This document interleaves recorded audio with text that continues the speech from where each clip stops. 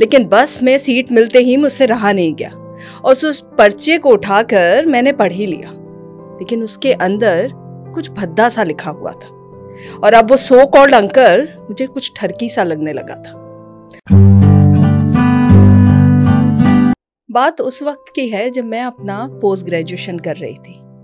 साथ में थोड़ी एक्स्ट्रा पॉकेट मनी के लिए एक ट्यूशन भी कर रही थी।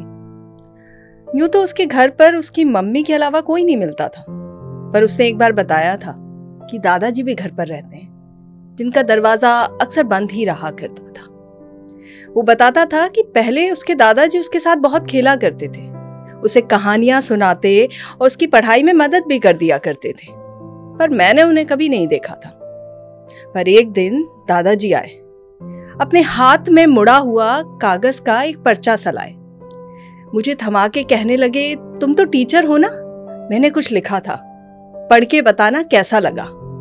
मैंने भी हंसकर कह दिया, कल बताऊंगी। लेकिन बस में सीट मिलते ही मुझसे रहा नहीं गया और उस पर्चे को उठाकर मैंने पढ़ ही लिया। लेकिन उसके अंदर कुछ भद्दा सा लिखा हुआ था और अब वो सो कॉल्ड अंकल मुझे कुछ ठरकी सा लगने लगा था। उस कागज को मोड़कर मैं बाहर फेंकना चाहती थी, लेकिन स्वच्छता अभियान का ख्याल आ गया और उसे मैंने अपने पर्स में ही डाल लिया। लेकिन अगले दिन अंकल की खबर लूंगी ये मैंने सोच लिया था, पर अगले दिन तो अंकल के डॉक्टर का अपॉइंटमेंट था, तो मुझे अपने गुस्से को कुछ पोस्टपोन करना पड़ा। लेकिन उसके नेक्स्ट डे भी उसके घर पे किसी पूजा की तैयारी चल रही थी। ढेर सारे मेहमान और लोगों की बहुत आवाजाही सी हो रही थी। लेकिन उस भीड़ के बीच अंकल एक बार फिर आए।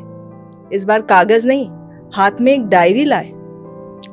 मुझे देकर कहने लगे कि इसमें मेरी कुछ पुरानी कविताएं हैं, पढ़ के बताना कैसी हैं। नई पर मैं काम कर रहा हूं, जल्दी तुम्हें दे दूंगा। मैंने अंकल को गुस्से से देखा, फिर डायरी को और उसके बाद आसपास के लोगों को। उस डायरी को मुझे अंकल के मुंह पर फेंकने का मन किया, लेकिन इतने लोगों के बीच कुछ कहना मुझे ठीक नहीं लगा और ना चाहते हुए भी मन मारकर मुझे उस डायरी को लेना ही पड़ा।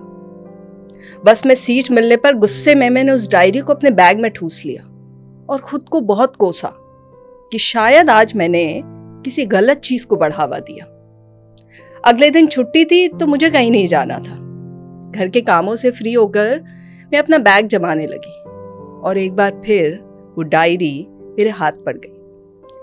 मन नहीं था, लेकिन फिर भी मैंने उसके एक पन्ने को खोल के पढ़ा, जो पहले की तरह भद्दे शब्दों से था भरा पड़ा।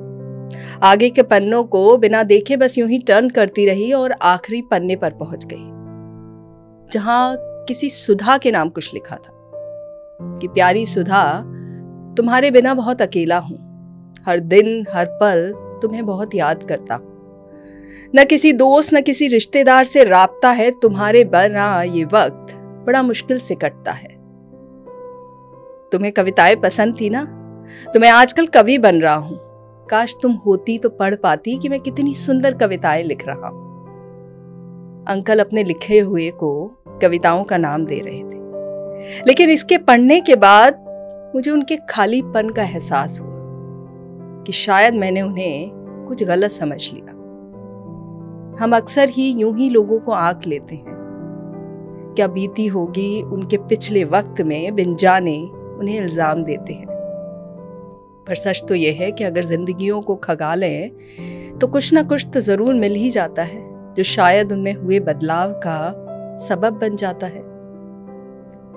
शाम को जब मैं मार्केट गई तो मेरी नजर किताबों की एक दुकान पर पड़ गई, जहां से मैंने प्रेम भरी कविताओं की 2 किताबें खरीद ली। अगली बार ट्यूशन गई तो बच्चे से मैंने उसकी दादी के बारे में पूछा था। उसने बताया कि दादी उनकी कितनी प्यारी थी और दादाजी की तो खास दुलारी थी। कहने लगा कि जब दादी नहीं रही तो दादाजी बीमार हो गए थे, गुमसुम से, तब से कमरे में ही रहने लगे थे। फिर बोला कि आप तो लकी हो कि आपसे डायरी शेयर की, हमें तो किसी चीज को हाथ ही नहीं लगाने देते। मैं जब अंकल से मिली तो उनके चेहरे पर कुछ मुस्कान आ गई थी। उनकी डायरी वापस करते हुए मैंने कहा, आपकी कविताएं बहुत अच्छी हैं, तो ये मुस्कान कुछ बढ़ गई थी। फिर अपनी खरीदी हुई किताबों को उनको दिया और कहा, आपकी कविताएं पब्लिश भी हो सकती हैं, जरा देखिए किस प्रकार लिखना है। तो अब मुस्कान के साथ साथ आंखों में चमक भी आ गई थी। मैं तो वहां से चली गई, लेकिन अंकल ने 2 दिन में ही उन किताबों को खत्म कर लिया था और मुझे वापस करते हुए नई किताबों का ऑर्डर भी कर दिया था। अब अंकल और मेरे बीच किताबों के देन लेन का एक रिश्ता सा बन गया था, जिसने मेरे घर में प्रेम भरी किताबों का स्टॉक बढ़ा दिया था और मुझे घर वालों के शक के दायरे में खड़ा कर दिया था। वो कहते कुछ नहीं थे, पर नजरें बता देती थी। आते जाते मेरे ऊपर एक पहरा सा लगा देती थी। और यहाँ अंकल सुपर फास्ट स्पीड में किताबें पढ़ रहे थे और अपनी नई नई कविताएं लिख लिख कर मुझसे शेयर भी कर रहे थे। पर सच कहूं तो अब उनकी कविताएं पहले से बेहतर हो गई थी। वो जैसे धीरे धीरे कविताओं का रूप सा ले रही थी। एक दिन मैंने अंकल को कहा कि अपनी कविताएं आसपास के लोगों को सुनाएं। इवनिंग वॉक का प्लान बना के और अपने दोस्तों का सर्कल बनाए। उनको मेरी ये बात जम गई और सेम डे से उन्होंने इवनिंग वॉक भी शुरू कर दी। बहुत ही जल्द उन्होंने मॉर्निंग वॉक का भी शेड्यूल बना लिया और अपने दोस्तों की संख्या में कुछ इजाफा सा कर लिया। अब जब चाहे उनकी महफिलें जम जाती थी और उनकी कविताएं उनके दोस्तों को उनकी पुरानी मोहब्बत याद दिलाती थी।